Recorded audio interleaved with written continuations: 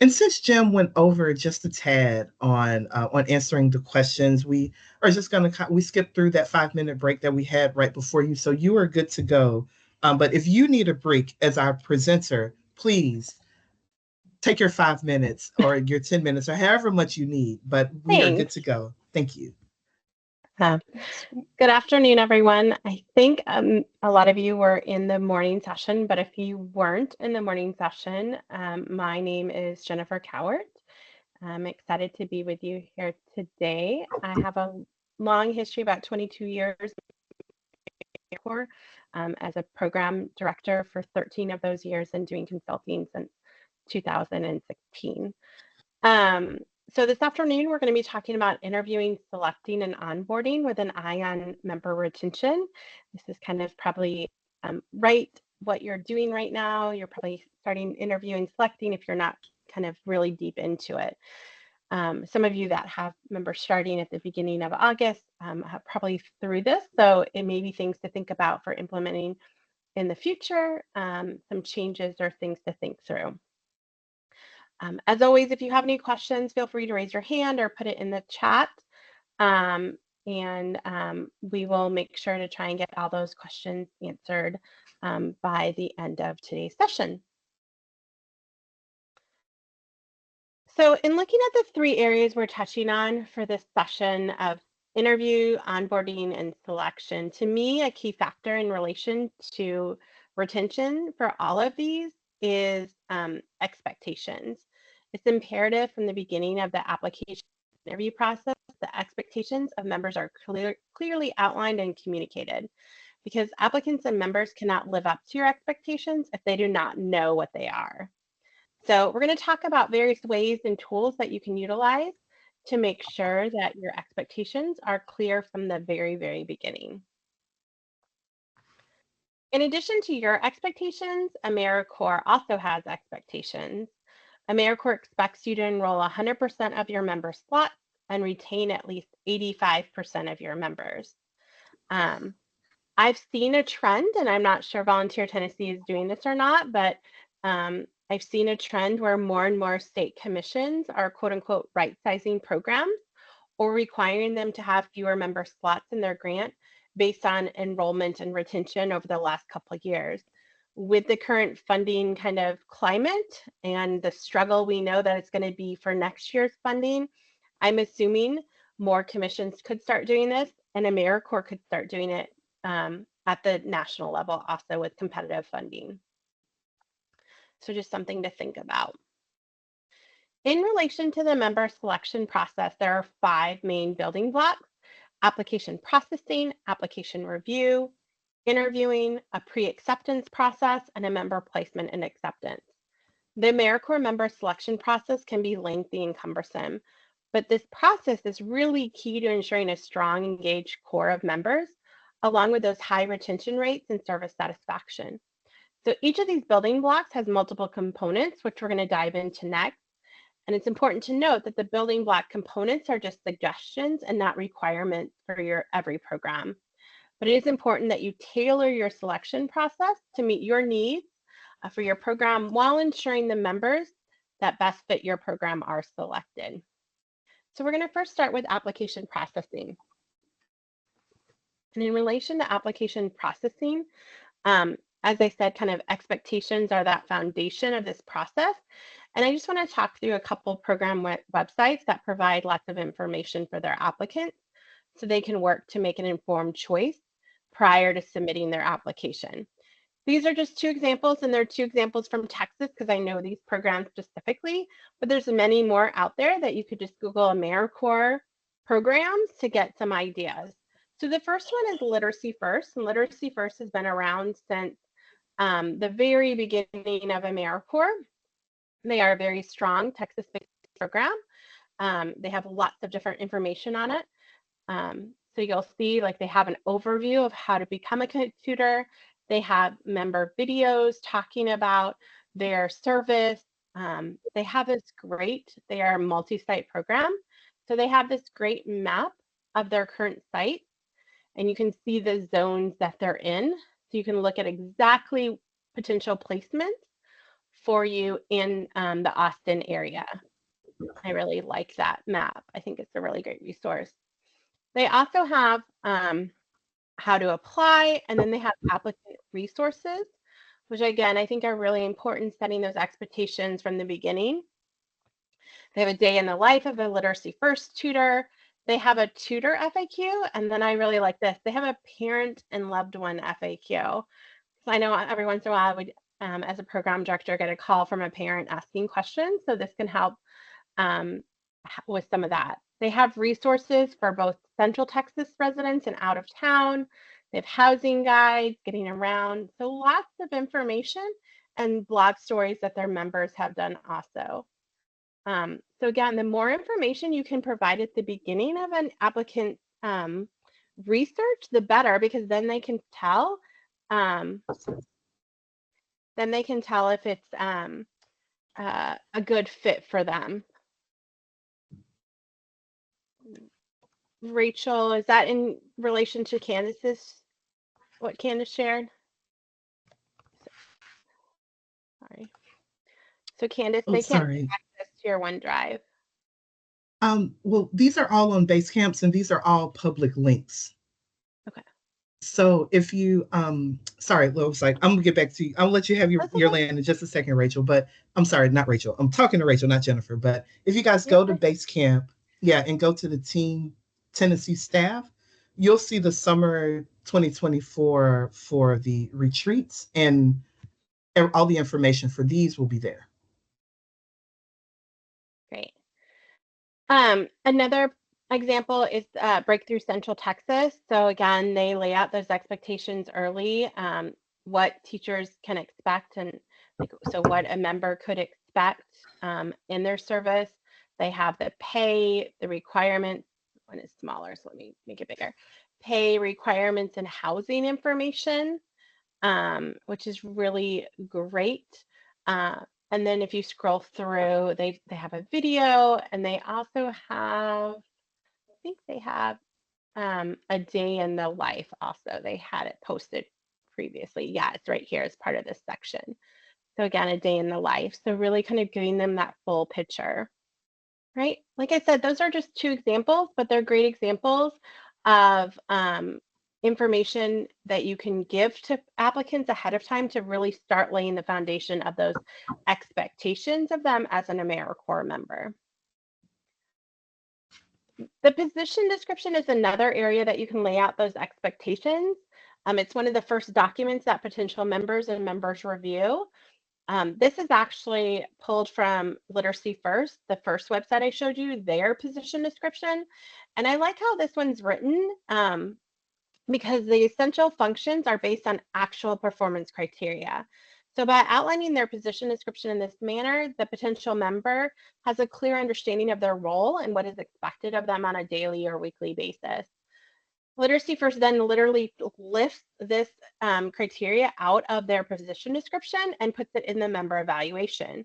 So again, from the very start of the member service, they know exactly what they're being evaluated on, and it clearly delineates the performance expectations of that individual. Okay. Once you get that application in, the kind of next building block is that application processing. And programs have autonomy in choosing the application that they would like applicants to complete. You can have applicants submit an application through the MyAmeriCorps website or your own program-specific application. If y'all could just share in the chat, do you use the MyAmeriCorps application or your own program-specific application? See how it falls out. There's no one right or wrong. I'm just curious.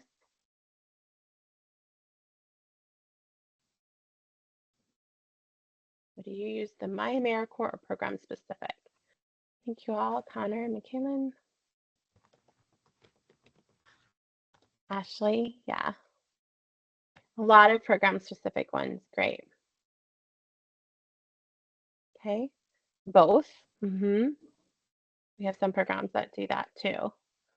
Okay, so each of them has pros and cons. So let's look through those pros and cons for each of them. For the MyAmeriCorps application, There is the potential for a larger applicant pool since it's a wide-reaching system.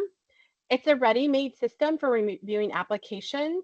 If you are a brand new program, I strongly suggest you do the My AmeriCorps application because it's one less thing than you have to develop as a new program. And there's certain things you have to ensure are in a program developed application. You can certainly switch down the line to a program developed one, but as a brand new program, I really push for using the My AmeriCorps application. It's ready-made, it's easy for you to do. In eGrants, you can invite potential applicants to apply. That's really nice. I used to do that, watching, just zoning out to TV and just like doing searches by cities and then just inviting them to apply to my program through eGrants. It also meets all the AmeriCorps application requirements. Some of those cons is that you cannot include program-specific questions, and you cannot connect applicants to your current agency or programmatic application software, which could cause issues or more work when you're getting ready to enroll members. In terms of your own program developed application, some of the pros are it allows you to tailor the application to your specific program. It also can show some commitment on the part of the applicants. They've had to take an extra step or effort to apply to your program. And then some of the cons are if the applicant's applying to multiple AmeriCorps programs, your application is that extra step, so it can make it harder, okay? Since it's harder for applicants to apply, the program may need to do more outreach to attract applicants to your system. And then finally, you need to make sure it meets AmeriCorps requirements, including the AmeriCorps logo, the AmeriCorps name, and the non-discrimination statement, okay? So if you're using your own application, it needs to include all of those items. Once those applications come in, you need some kind of tracking system for them. And that could be, if you're in my morning session, an Excel sheet, however you want to do it, but something to help them through the process. We used to use this form here, and I'm providing all the forms I'm showing you here today in the resources, along with a lot of other resources that Candace has already put into Basecamp for you, okay? So I always suggest programs get some kind of application process checklist, and that just ensures proper procedures are followed for each and every applicant. This is just an example. What we used to do is when an application came in, we would print it, we would put it in a manila folder, a file folder, and this would be stapled on the left side of that folder. And then all of these were kept in one particular staff member's office, but any of the staff could go in there and grab one and look and see where they were in that process. So it really helped. And it's helpful if you have multiple individuals involved. This second, the back side of this page just had like lines for notes. So if applicant called in and said they were drawing their application, that could be written on there too. But like I said, this could be easily transferred into an Excel table or Google Sheet to track applicants electronically. You just have to have some system to track applicants. Application review ensures each candidate is reviewed and moved on to the next step in the selection process in a fair and equitable manner. And you can review applications in multiple ways. You can have staff review to ensure the application is complete. They can also review and rate the application essays or personal statements. But documentation is always key. So if you institute an application rating system, you have to ensure the criteria is clearly delineated and documented for the applicant or member file. So this is just a pre-screened document we used for our applications, and we had our own program developed application. So we rated their personal statements, and they had to meet a certain threshold of total points in order to be moved on to the actual interview stage. Some programs require applicants to submit further information upon completion of their application. So they may submit their application, you get it, and then as part of the pre-screen, you send them a series of essay questions, and they have like 5 business days to return it to you. And if they don't return it within that 5 business days, then they're removed from the selection process. It just shows that their commitment and level of attention to detail. So it's another way you could screen applicants.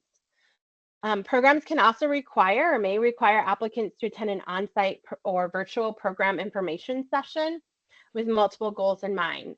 It allows the applicants to learn more about the program, but it also can be a tool for staff to observe the applicant's interactions with staff members and or clients. You could even have clients attend one of the sessions. Um, just through these various processes, it ensures the program interviews the most viable candidates and that candidates are interviewing for the right reasons and have a certain level of commitment. The applicant interview is the most in-depth and key step and key for the program staff to ensure program and applicant fit. And interviews can happen both in person and at a distance. So if you're doing in-person interviews, there are many structures you can use. Some programs use the one-on-one format where the program director or coordinator does all the interviews. Other programs use a group process that involves 2 or more staff conducting a team interview. If you're doing interviews at a distance, there's lots of different tools. We learned all about these in COVID and continue to use them, which is great. And some have custom and some don't. So you could use Zoom or Teams, which are cost-based, or you could use free ones such as Google Meet or freeconferencecall.com. Zoom is also free, but does have that time limit, which could be difficult for interviews. Okay. These virtual tools just allow the interviewing team to interact with the applicant in a deeper way than just talking through a phone. You don't get the interaction, you don't get the body language, all of those pieces with just a phone conversation.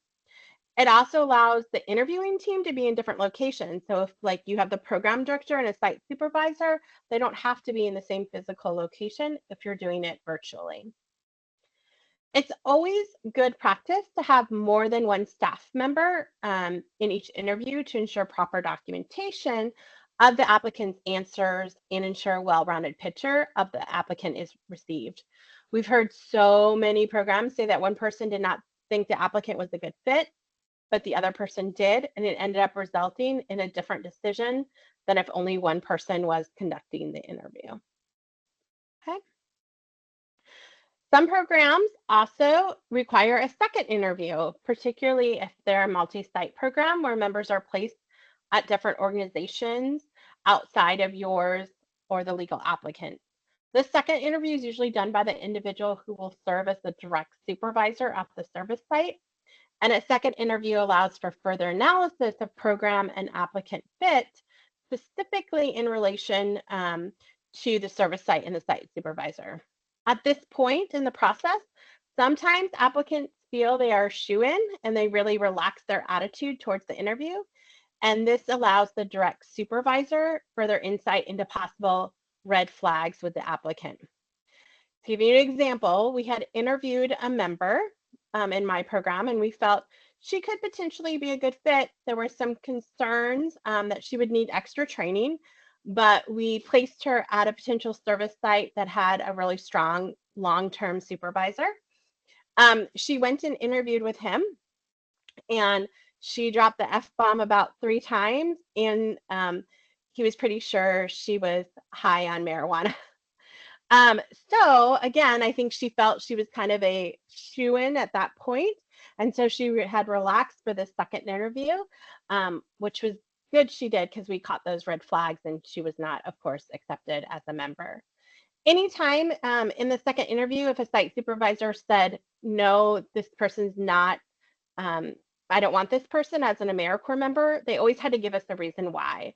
They couldn't just say no, like, is it not a good fit for the campus?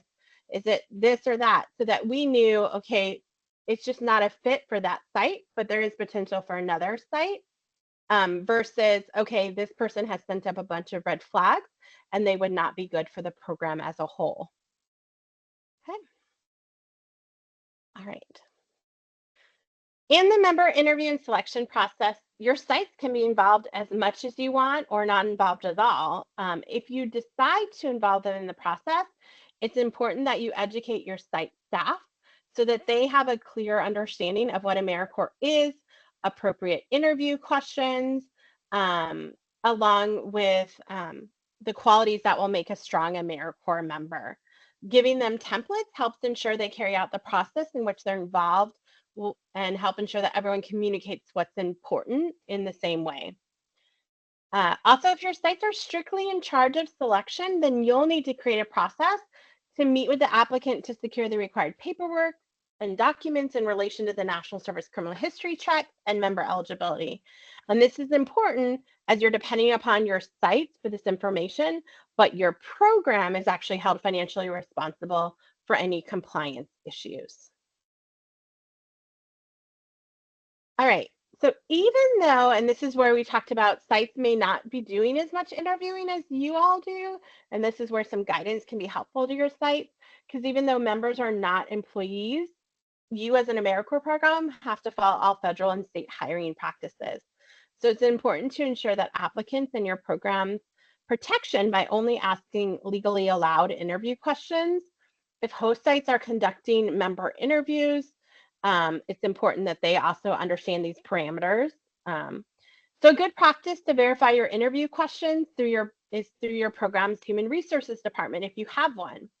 And I never suggest programs take staff interview questions and make them the AmeriCorps member interview questions. They are very different positions, so they should have unique interview questions.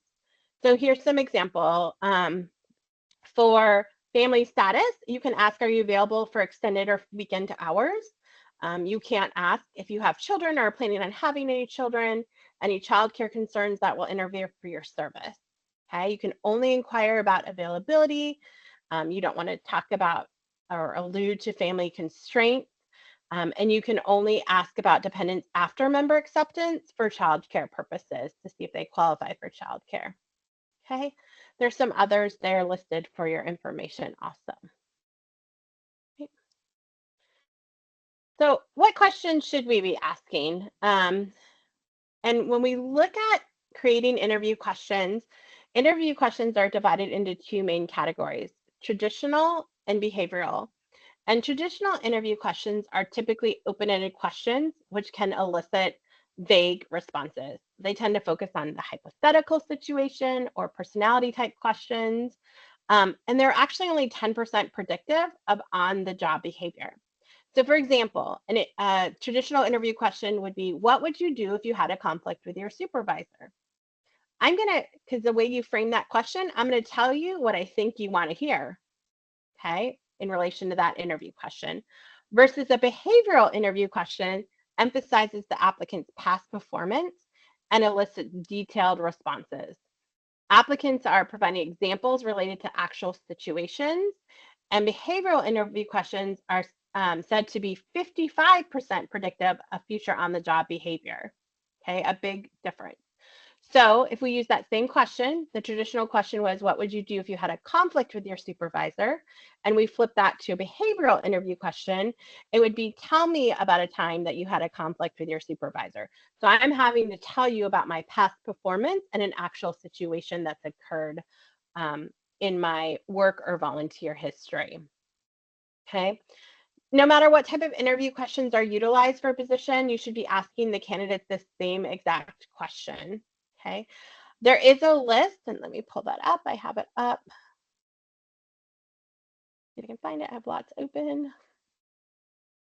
Here. Okay. Sorry, y'all.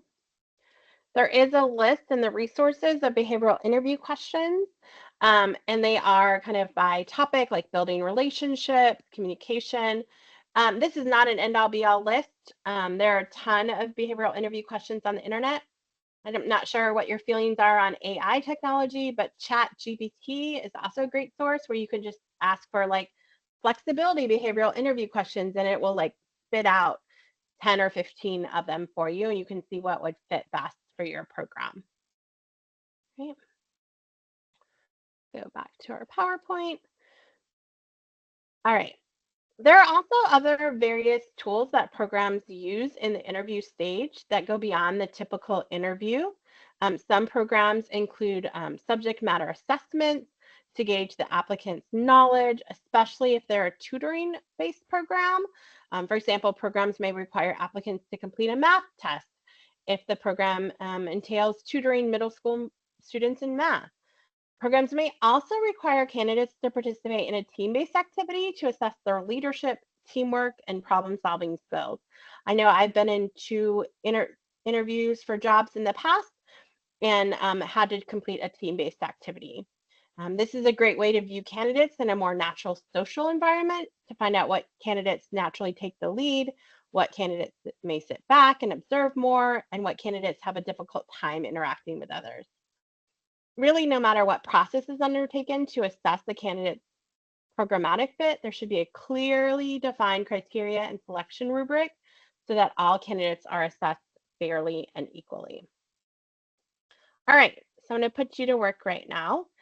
Grab a notepad or a piece of paper next to you and a pen.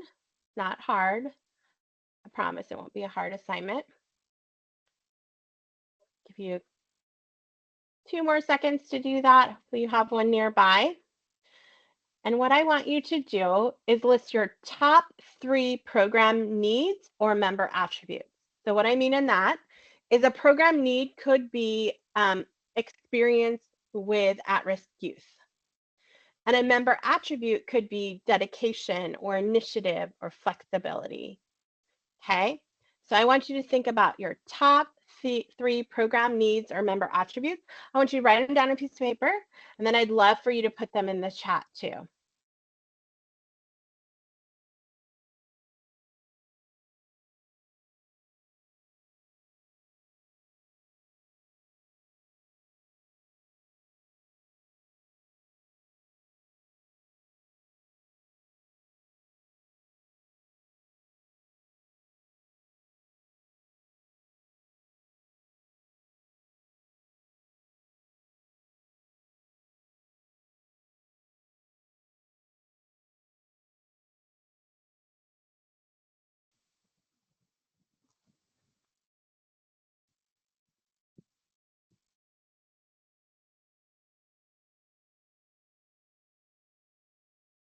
So top 3 program needs or attributes.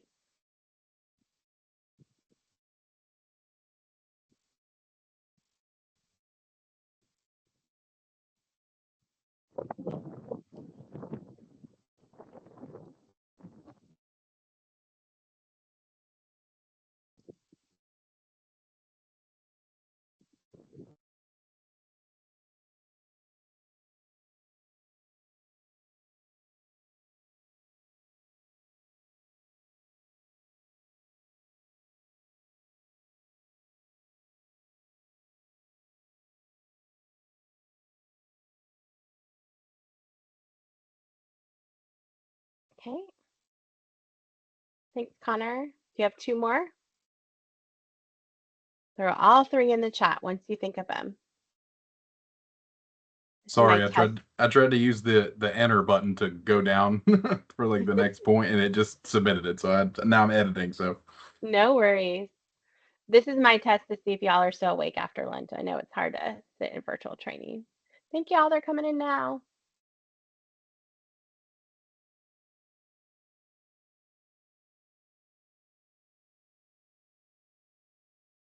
Keep them coming in.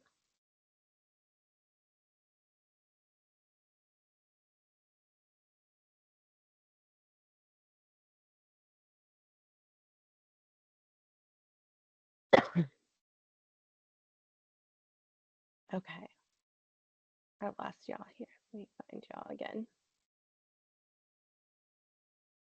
All right, so we have willingness to learn, enthusiasm for meeting new people, ability to use resources, emphasis on SEL, ability flexible, interest in being involved.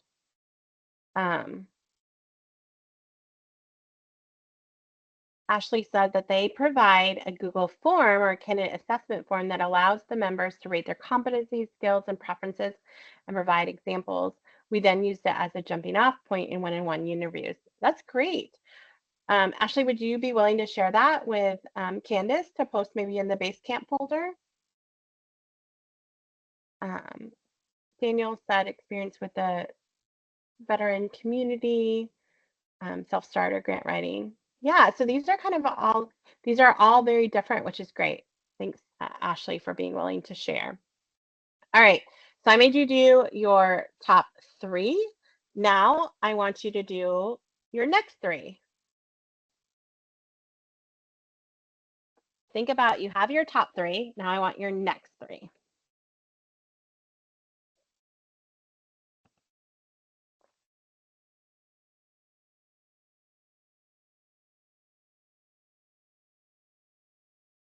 It's harder the further you go. Think of your, I always tell programs, think of your ideal member and their attributes that they had. Like you had this amazing member, and what did they possess?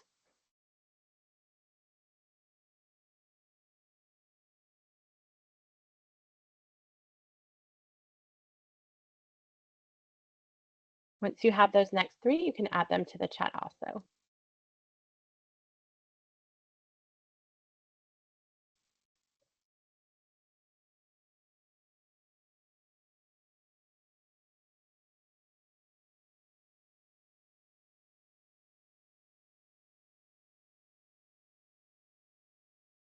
Great, they're starting to come in now.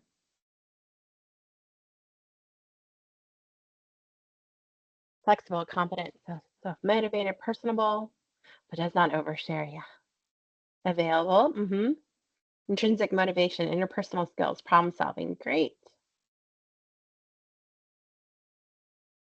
Reliability, care for others, and motivated. Okay, now that you have this top 6 list here, how many of you actually used this list to create your interview questions? What I mean is we made this list, myself and our staff, and then we took this list and we had behavioral interview questions for each of those categories. So you'll see here, you have dedication, maturity, teamwork, and working with at-risk youth as just some of them. And then we had 2 questions for each of those attributes or program needs. Doing it this way really ensures that you are asking interview questions related to the type of candidate that you're looking for. If you say, and Tanya, I'm just using an example, if you say that someone is, you want someone passionate about youth and equity and inclusion and adaptability, but you're not asking any questions focused on that, I'm not picking on you, Tanya, just using an example, but you're not asking questions related to that, then you're not asking questions for the kind of candidate that you are ultimately wanting. And I see this a lot. So you're not happy with the candidates that end up becoming in your program. They're not following through. Your retention rate may not be good, but you're not also interviewing for the type of candidate that you're wanting. So it's really important to make sure that your interview questions align with the program attributes that you're looking for, or excuse me, the program needs and the member attributes. Okay. This will be provided as an example for you. So we had these different categories, and then our rating form was based on that. So we had a rubric at the top, and then we had each category listed, like, so dedication was questions 6 and 7. And for the rubric, we're really looking for an ability to show commitment to a project. And they were rated on all these different interview areas. And then a score was created. We always had 2 staff in each initial interview. And those 2 staff members' scores were then averaged out. And the candidate had to meet a certain threshold to be moved on to the second interview. Okay. So again, having those systems in place and really asking for what you're looking for is important. Thank you all for sharing your lists too. It's also important to provide applicants with as much program information as possible to ensure they're making an informed decision when considering a term of national service. Information can be easily discussed and reviewed during the interview or provided to the applicant prior to the interview via the program website, program materials, or email. So a few examples, I showed you like the website earlier, but some other things that could be shared or should be shared is the living allowance amount, including reminding applicants that the pay period amounts are not based on an hourly rate.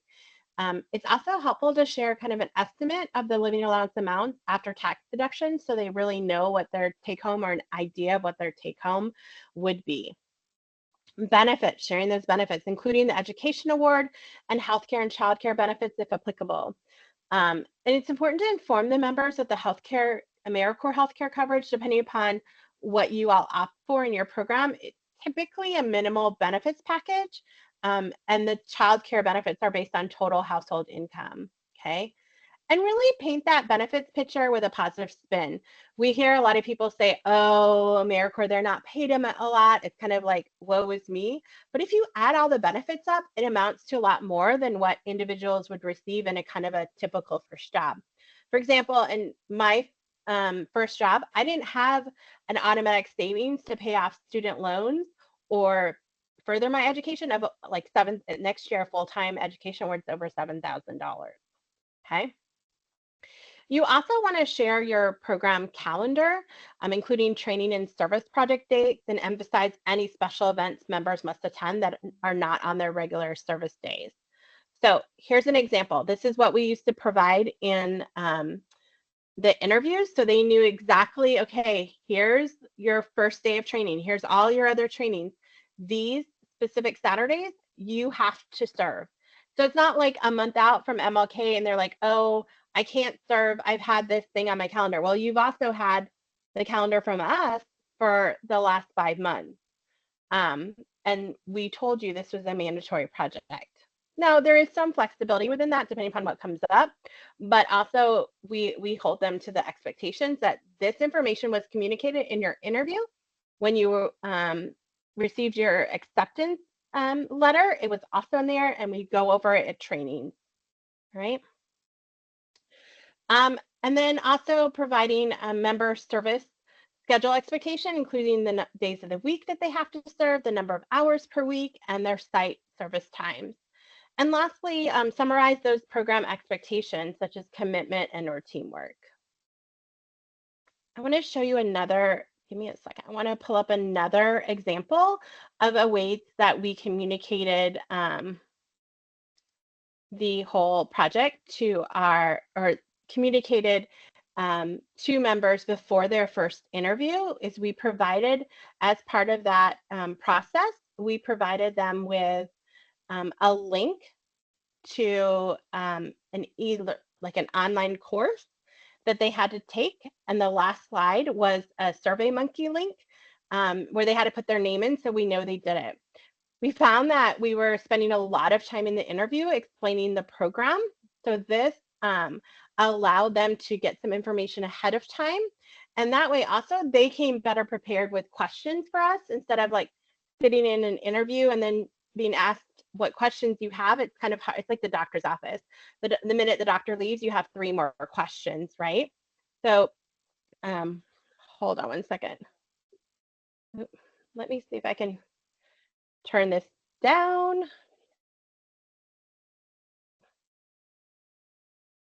I'm trying to find you may have to hear my voice twice here. Sorry.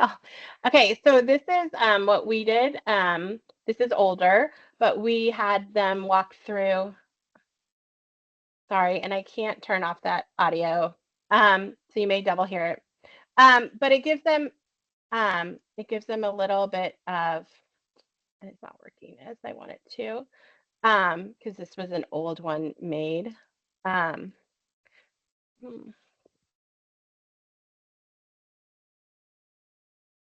Okay, so it has what is AmeriCorps. We'll let her finish talking. We went over what is AmeriCorps. We went over the benefits. We talked about the expectations, and then we had a member reflection. So I'm just going to click on the benefits. So they can see like the living allowance. You can see this was a long time ago. Education award, full-time benefits, additional benefits, and training are there. And then we talked about expectations and commitment. Sorry. So we talked about the commitment, a part-time commitment if they're half-time members, member expectations, and a program calendar, right? So it's not terribly long. It probably would take them 15 minutes to get through all this, but it was 15 minutes or longer that we didn't have to spend in the interview. And it also helps self-select them out sometimes of the interview. If when they got through this, they had a better understanding of AmeriCorps and they're like, no, this is not the right fit for me. So it was helpful on multiple folds. Okay. The other thing that I always have to share is what we talked about is those service expectations. This looks like a very busy Excel sheet, and it is. It's a resource for you, not for the applicant, but it's a resource for you to help you figure out the member service term and the minimum number of hours per week. So you'll want to note, I said minimum number of hours per week. I often hear programs refer to it as average hours per week. So what is the difference between minimum hours per week and average hours per week? Feel free to unmute yourself or throw it in the chat. What is the difference between minimum hours per week and average hours per week?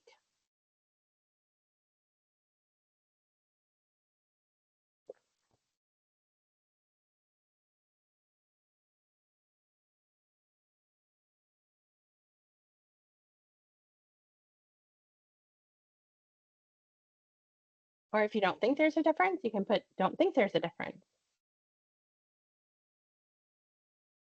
Yeah, Ashley said average fluctuates and minimum is required. Average will get you to the targeted Ed Award number. Minimum is how many you're required to have to stay in the program. Okay. I don't like using average, period. Because if you tell me the average number of hours per week I have to serve is 40, that means to me, maybe 1 week I could serve 20 and 1 week I could serve 60 and all's good. But in reality, that doesn't work that way because the site may not be open 60 hours, right? So I think it's very, very important to use the term minimum hours per week that members need to serve to be able to finish the program, okay? This is a tool called the Benchmark Calculator. I've used it with all my clients. I know a couple of you I've worked with in the past, you may have used this before. Throw it in the chat if you've used this. It looks complicated, but it's not. I've put one in there for next in the resources for you all for the 24-25 program year. Across the I see what you're saying, Tanya. The average hours helps your members track, but it really should be minimum. They have to meet this minimum to finish. Because like I said, average, they could only serve 20 hours 1 week, and that doesn't help your program or the clients that they're serving very much. Yeah, I think it's our program, it works just because of how they're scheduled, because we work with youth. So their schedule is so flexible and they're scheduled a month out every month. Okay. Like they're scheduled for an entire month. So they just really use it as tracking. Like that's the way it is. They see everything. They see their minimum hours required. They see literally everything. But when I'm saying, hey, where are you at? They're like, okay, well, I only have this many hours weekly, so it helps them know that they're on track, like they're doing a good job, because we have a cutoff. It's like if you start to get to 50 hours a week, you're in trouble. Yeah. Like, yeah. And it's really whatever works for your program. What I find sometimes is programs don't even have anything set up, really clearly. So this is to help programs set that up. And I use this in my program. So across the top of the Excel sheet are the months of the grant. If your grant starts in August, you can revise that. And then this program had full-time and 3/4 time members again. This is just a template, make it fit for your program. Down the left side of the Excel sheet are the days of the month. And there's a key at the bottom. All the weekends are black. If you have a service project or something on that weekend, you can change the color. All the holidays are blue, so you want to fill in the holidays your agency and or their service sites are closed. Gray is non-existent date, so there's no September 31, for example. And then you could color code training to make sure you're within the 20% cap. So what I see, especially with new programs, they'll say, I want to have full-time members. They're going to serve 12 months. But when you really put 40 hours a week in 12 months, it's like 1,900 hours, and they only have to serve 1,700. So it's something to think about in terms of your year of service or your term of service. I never encourage programs to have a 12-month program because there's no gap. And I always use the example 2 years ago in Austin, we had snowpocalypse. The entire city shut down for a week.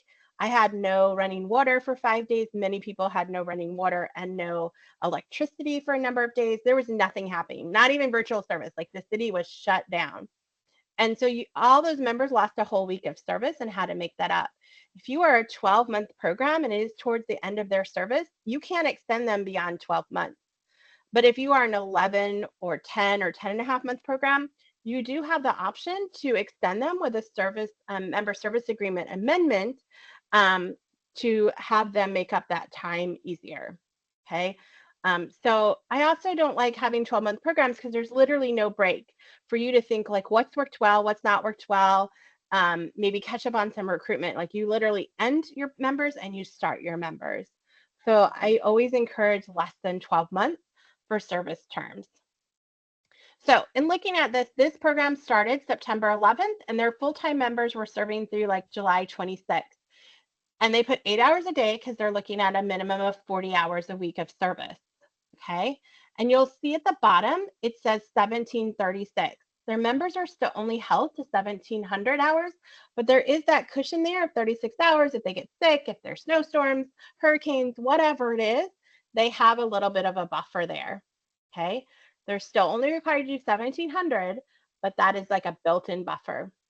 And then 3/4 time members, they were ending in mid-May, and you'll notice that they have 36 hours a week. Okay. And I have 7 hours a day on Monday through Thursday and 8 on Friday. That doesn't necessarily mean they have to do 8 hours on Friday. It's just like keeping it consistent throughout the week of their term of service. So we just put it on Friday. They could do 8 hours on Monday or 9 hours on Monday, whatever it is. It's just the consistent 36 hours per week. They have less of a buffer. They only have 9 hours of a buffer. So this tool is really great to figure out the minimum number of hours per week. I have sometimes programs count weeks, but that doesn't always help because it doesn't account for all those little holidays in there. So this really helps you have a really clear picture. This can also be used for Slack conversions to figure out like what does their schedule look like, and also like what is the last day I can enroll a full-time member and then be able to finish. So this tool can be used in a lot of different ways. In relation to kind of selection, onboarding, and retention, we used it, this was outlined in their member service agreement. We had this Excel, this is a Google Sheet. We used Encore, but we also track things on a Google Sheet too. And you'll see those monthly benchmarks listed there. So for September, they had 132 hours minimum they had to do. October, 197 for a total of 329 hours between September and October. We have a core here of Ferris Bueller, Clark Kent, and Peter Parker. And in this Excel sheet, we had some conditional formatting. So as of January, you'll see, of course, Ferris Bueller is behind and he's red and he's behind 41 hours. In our member service agreement, we outlined and we talked about requirements again for hours very heavily in the interview and selection process. But if a full-time member was more than 40 hours behind, in the first month, they received a written warning. They were only turned in monthly timesheets and they were paid monthly. So we did this on a monthly basis. By the second month, if I hadn't seen progress, I didn't expect them to make up a whole week of service in a month, but I didn't expect them to go above and beyond what they were doing. If I didn't see progress, then they were put on a service hours contract. And then by the third month, if there was still no progress, then they were suspended or terminated. Okay. It seems harsh, but it keeps everybody on track and it prevents things like Candace serving 101 hours and me serving 1 hour and we get paid the same amount. That does not set well for esprit de corps or anything else. Okay. So it really does help keep members on track. Any questions on that? All right. All right, so after the applicant interview, if a program decides to proceed with a candidate, they're entered into the kind of pre-acceptance process. And the applicant must clear these final hurdles before member placement and acceptance. Most programs require a minimum of 2 written references. My concern with written references are they are self-selected by the applicant and therefore offer a limited view of that applicant's character. We always ask for professional references or like a volunteer supervisor. I had an individual submit a reference and it said, known, like, how long have you known the applicant? 21 years. And I'm like, that's interesting. And then like she was 21 years old.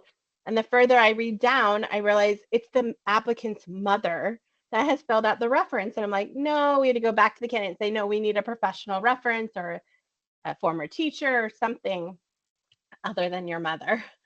So as an additional check, it's good practice to undertake a phone reference check with the applicant's last place of employment or volunteering location.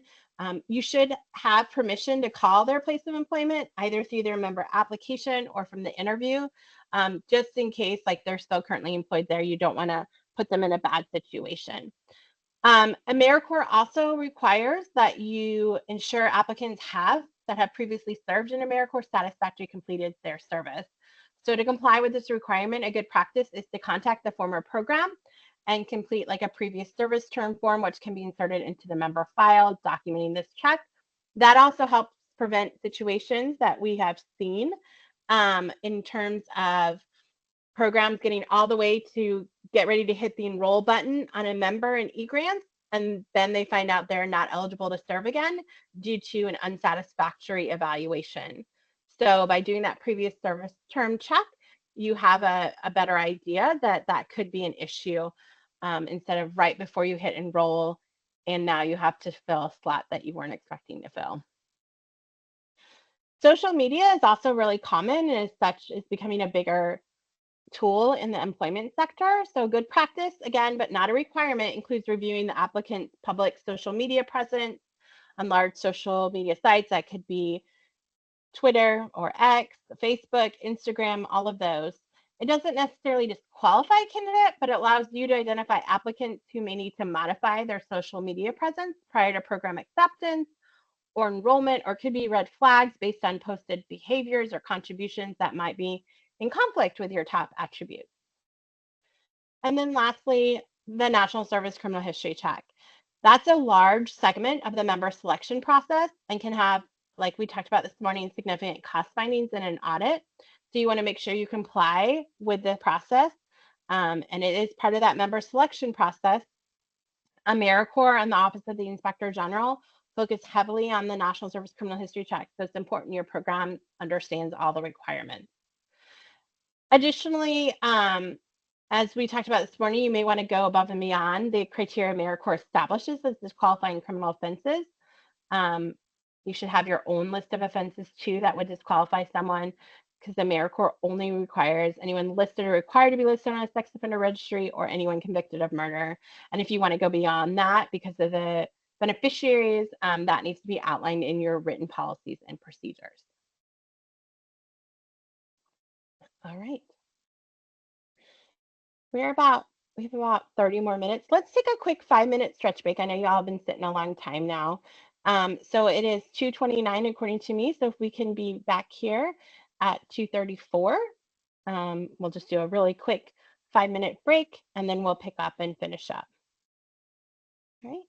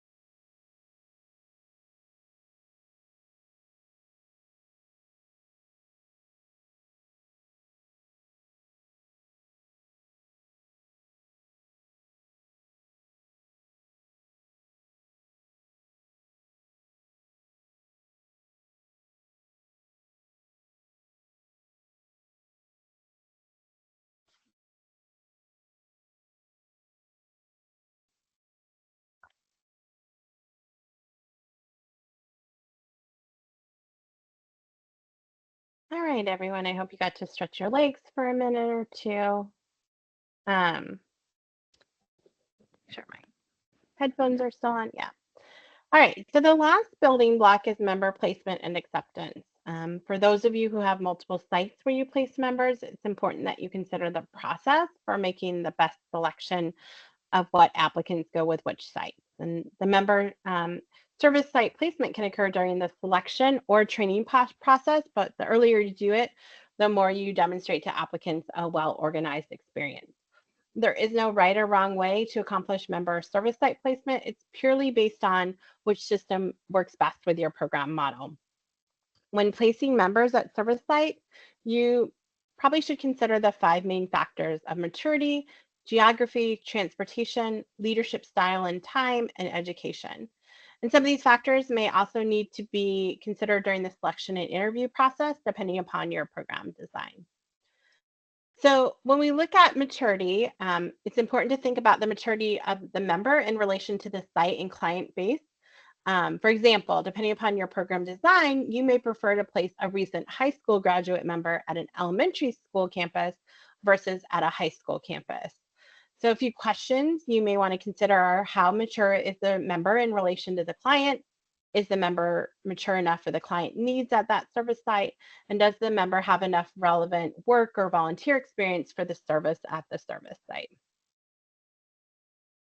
Members don't receive a huge living allowance, and gas costs can quickly add up, or the time spent on public transportation can be lengthy. So you don't want distance to become a barrier for the member to successfully complete their term. So you should analyze how far the placement site is in relation to the member's home. So things to think about: will the bus route or the route from the member's home to the service site include a long period of time in traffic? Is there an accessible bus route to the service site if the member doesn't have their own transportation? And then how long is that route on public transportation, or how many transfers are required? Like if we knew an individual was taking the bus, we used to go to our public bus system and put in the route from their home location to the campus that we were looking at and seeing, does it involve like 2 transfers? How long is that ride? And if it was very long or involved a lot of transfers, then we looked at placing them at a different site, right? Geography goes in hand with transportation. Members rely on their transportation source to ensure they're punctual and available at their sites on a daily basis. So you should review what type of transportation they utilize. Is it bicycle, shared car, their own car, public transportation? So again, looking at that route from the member's home to the placement site, and is the member using public transportation? Is the route a reasonable length of time? And the fourth one is leadership style. If you're familiar, there are lots of different leadership inventories. There's the Leadership Compass, Myers-Briggs, True Colors that you can use to assess what styles are more present with your supervisors, and then make sure to match them with members who complement those styles. Or it may be important to consider how much time a supervisor has to support members. I always had a supervisor every year. She would say, send me the members that you think will be the hardest or need the most training. Like, she thrived on those members. And I had other members say, or other supervisors say, I don't have time to micromanage someone. I want someone that can be independent and do it on their own. So it's really important that you know your different supervisor styles so that you make a strong placement there. Because if the supervisor has limited time, you may not want to put a member at that site if they do require a high level of support. All right.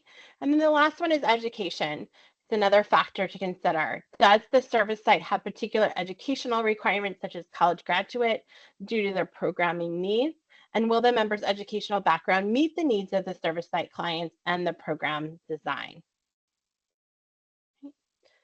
Once a candidate has accepted the position, it's important to keep them engaged in your program prior to the service start date. And this is especially important if you complete the selection process months before the program enrollment date.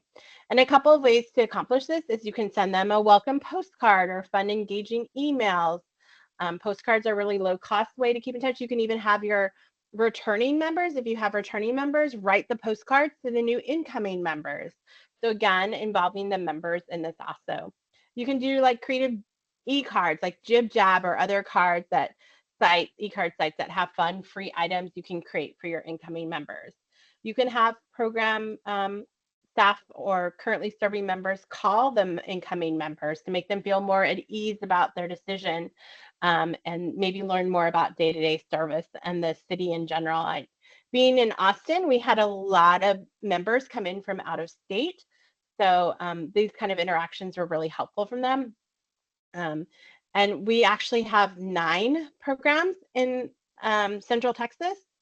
There's even more now. There were 9 when I was a program director. So we had like a group Facebook page that we would let the members know this was available. And so we had a lot of cross housing connections made. So my members would connect with another AmeriCorps program members to share housing, because Austin's not the most affordable city, unfortunately.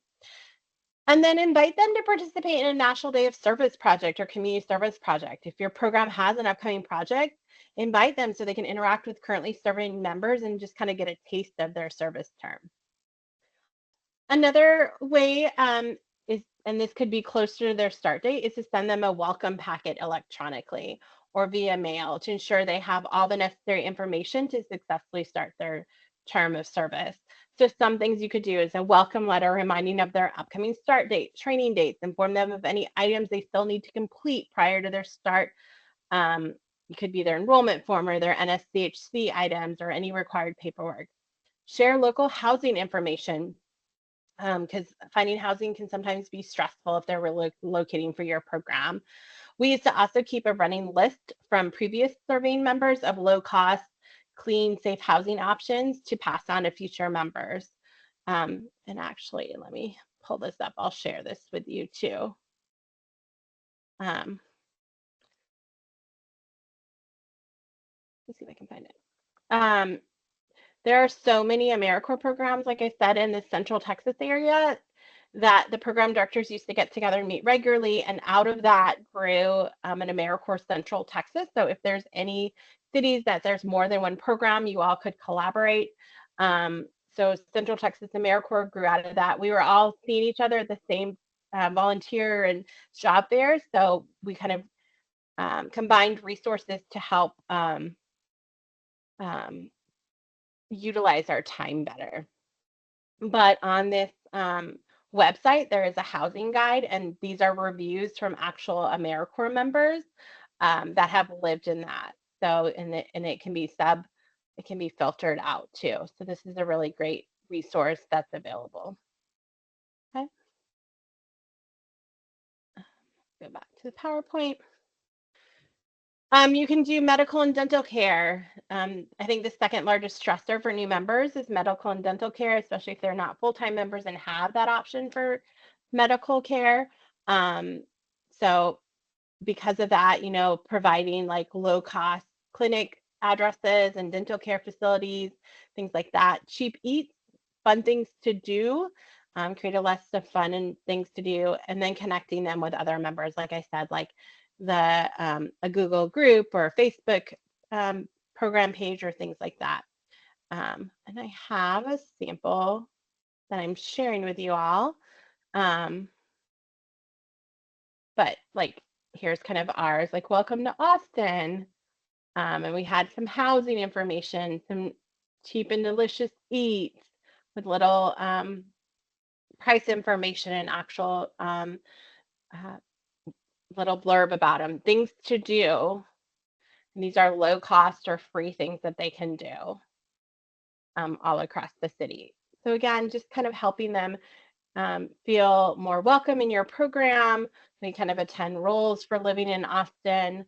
And the crazy thing, the motto of Austin is keep Austin weird. So we had to introduce some of that weirdness to them. Right. Any questions before we dive into finish up with onboarding?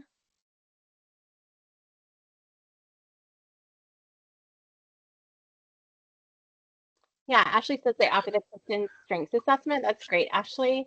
And I would say like that's important information to share with their site supervisors too, so their site supervisors know where their strengths lie also. And I'm sorry, someone was about to say something. I forgot. Hang on. Sorry. Oh, I just want to get a little more clarity on, because it's my understanding that, until they're with the organization or with until they become an AmeriCorps, they don't get to capture hours, but there's some pre-stuff that they can do, like doing on-3 learn and doing like general onboarding and things to get them ahead of time. How can we count those hours?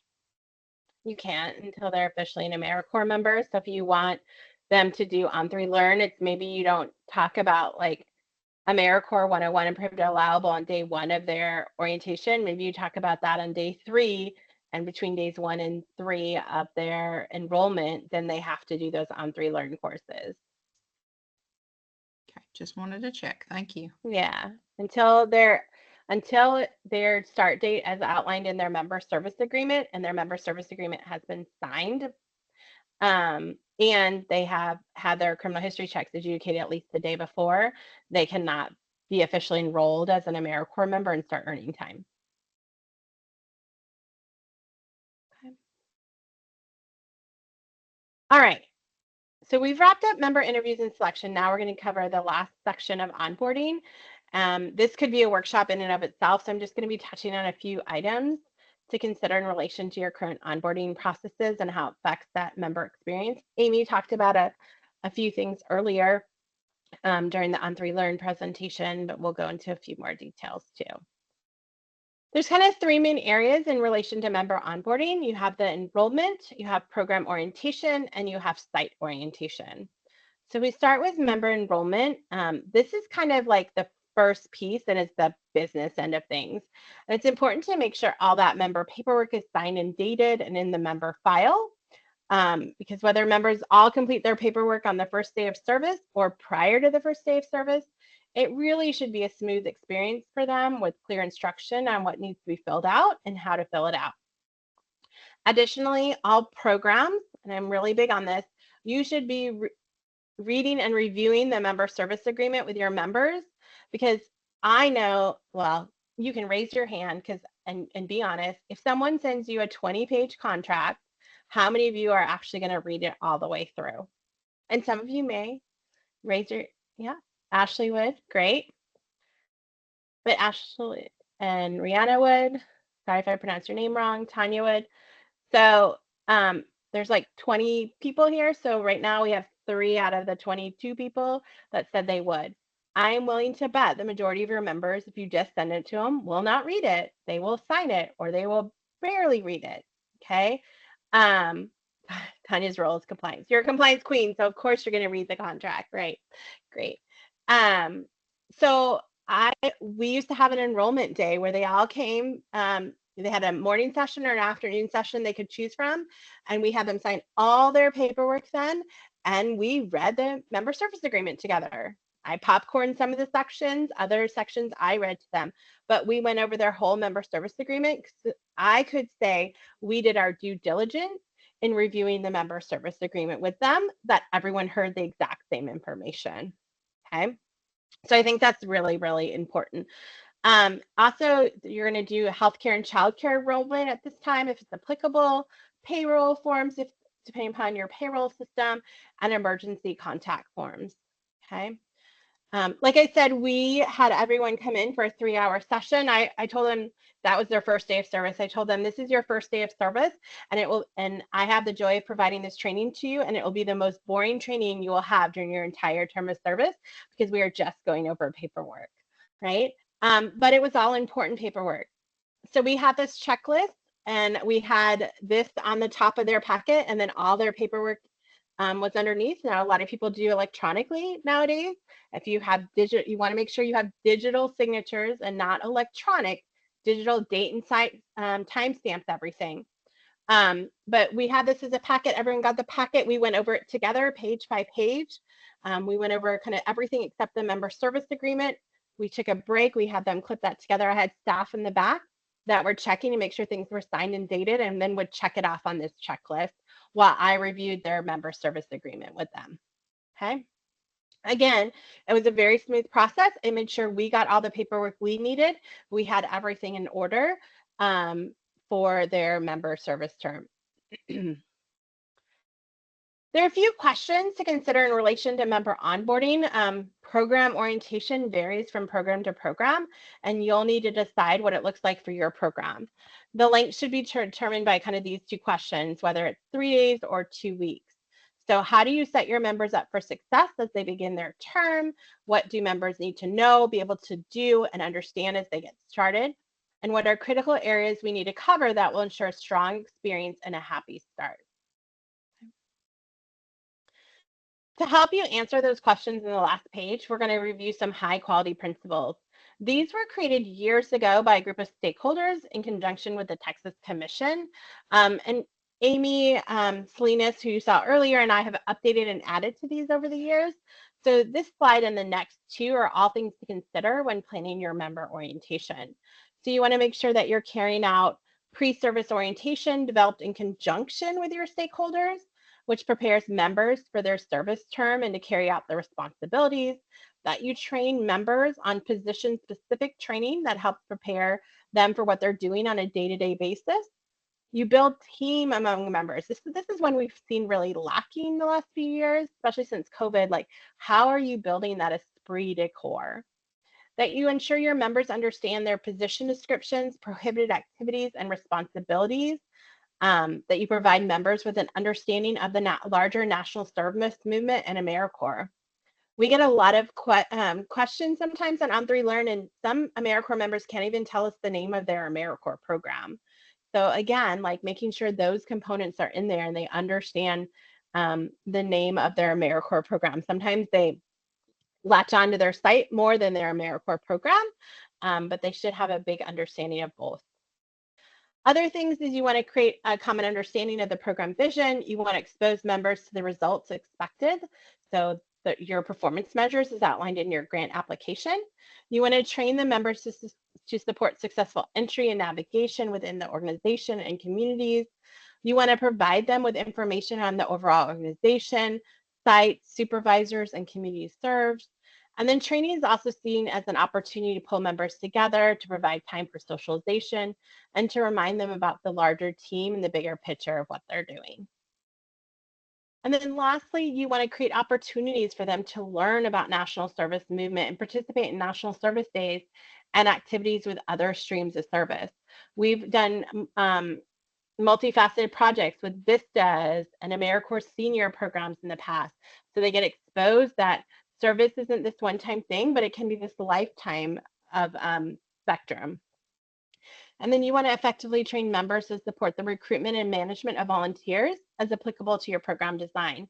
One of the AmeriCorps requirements in the federal regulations is that all AmeriCorps programs have to recruit and or manage volunteers, and you've outlined that as part of your executive summary in your grant application.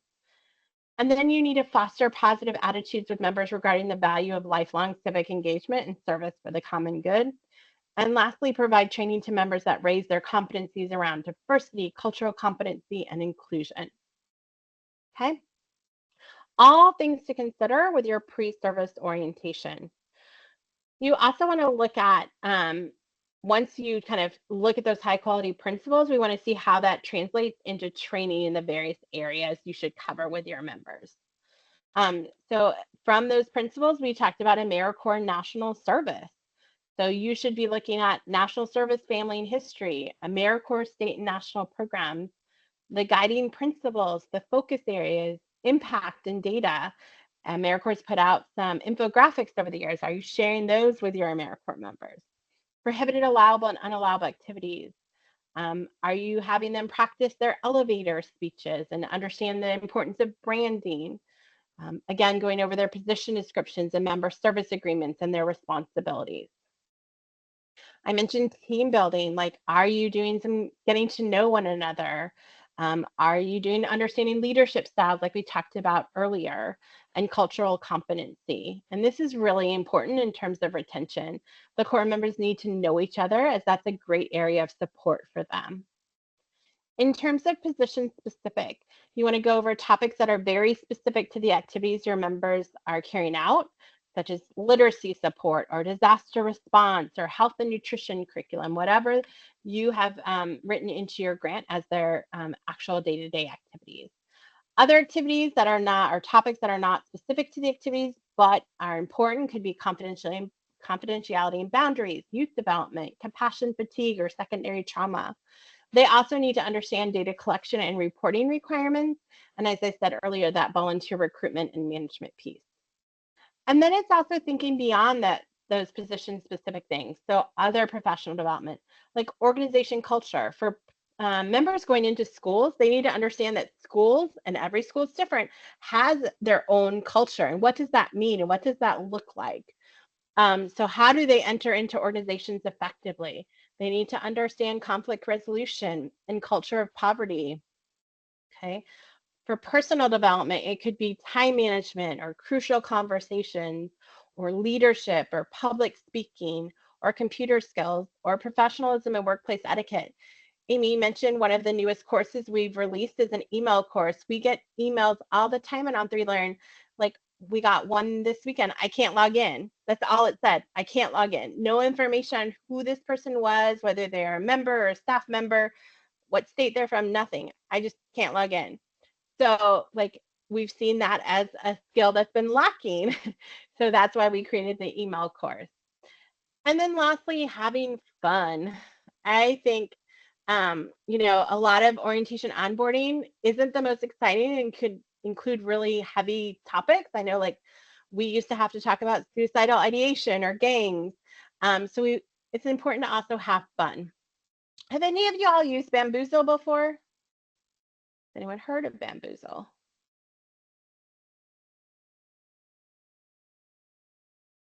All right, Bamboozle is a great free resource.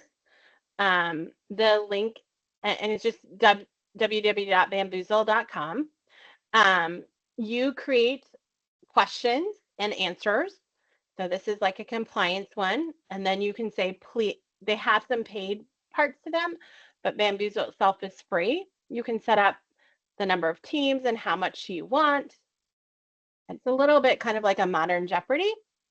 So each team would pick a number, like team 1 could pick 8. And there are also some tricks in there. So they get to take points from team 3. So now team 3 is in the negative. But you can add it whatever questions you want, and then you can say whether they got it correct or not. And it keeps track of the score for you. And like I said, sometimes there's those, trying to find another one. There's sometimes like give points to another team. So this is just a really fun way to, again, reinforce learning. All right. Fidget toys. Let me actually pull this up. This is a new one that I love, and it's not expensive. It's on, I use this in my trainings and people love them. It's on Amazon for like $17 and it's a huge bucket, and you can throw a bunch of these on the table and they can make all sorts of things. If you throw pipe cleaners, they can do all sorts of other things with them.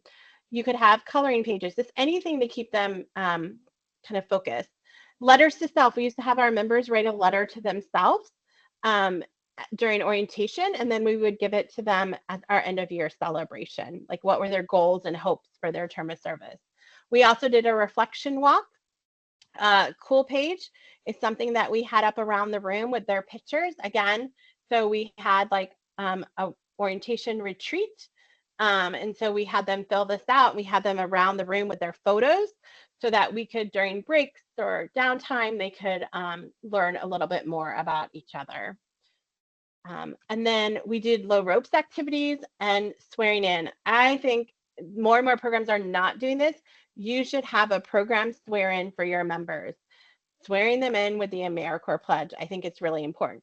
We did, like I said, an overnight retreat, and Texas is always under burn ban, so we used battery operated tea lights, but it was really great to go out and swear them in with the AmeriCorps pledge together.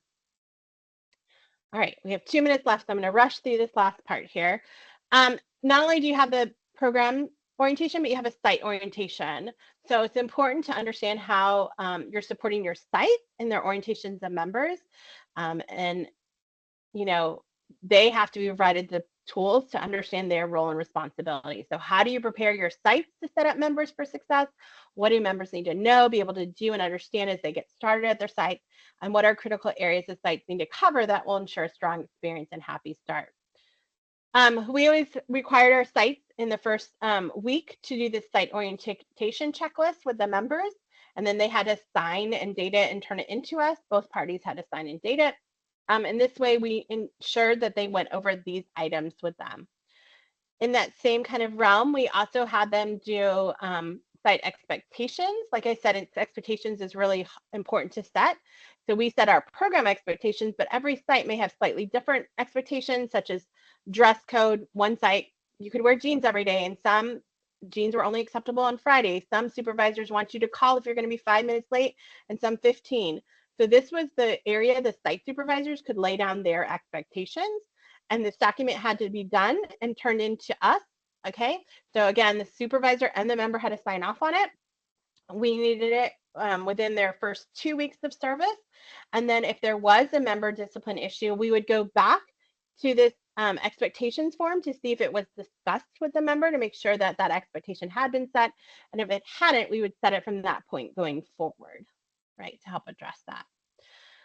Like I said, I have a bunch of resources that I've shared with Candace that are in the Basecamp for you all to use, all sorts of different things here. And if you have any other questions, you can always reach out to me via email. But that's the end of today's second session. Do you all have any other questions?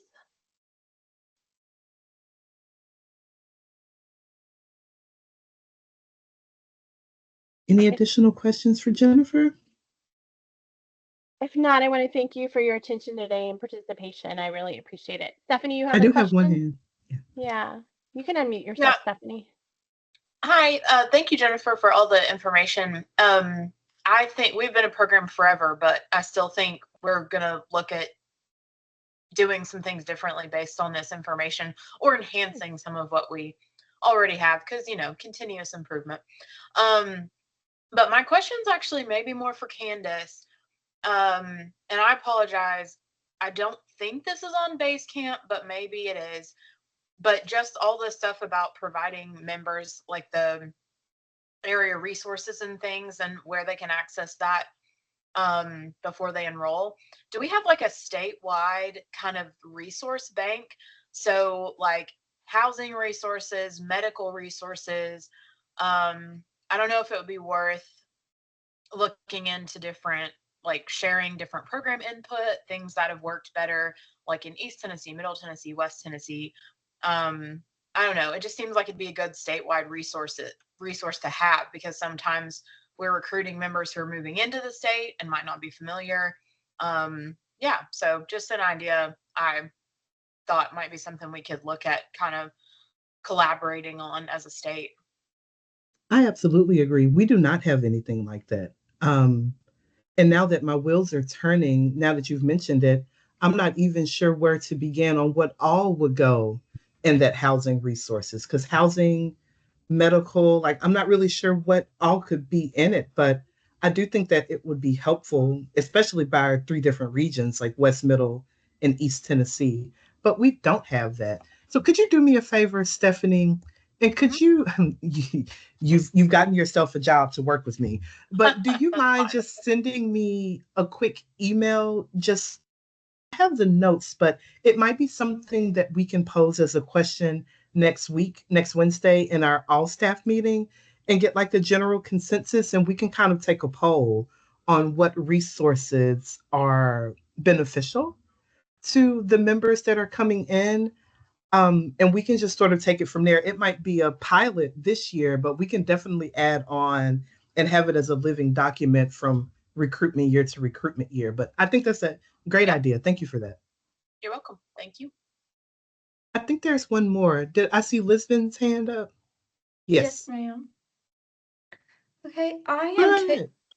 I am kickstarting the program here at United Way of West Tennessee, and I was just wondering what y'all would suggest to focus on first. When are you hoping to have your members start?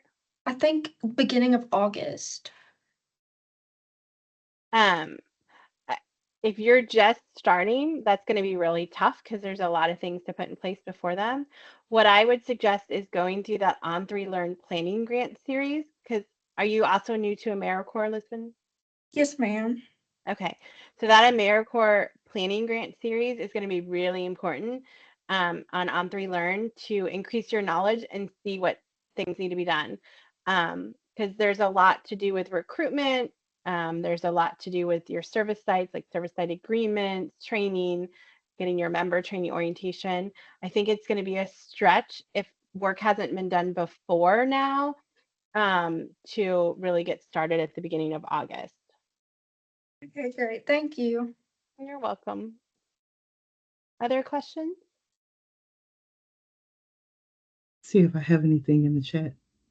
No. You just got a few thank yous, Jennifer. So you Thank you are always awesome, always a delight, always engaging, always so much information. So I definitely appreciate you coming. Let me stop the recording here just a second.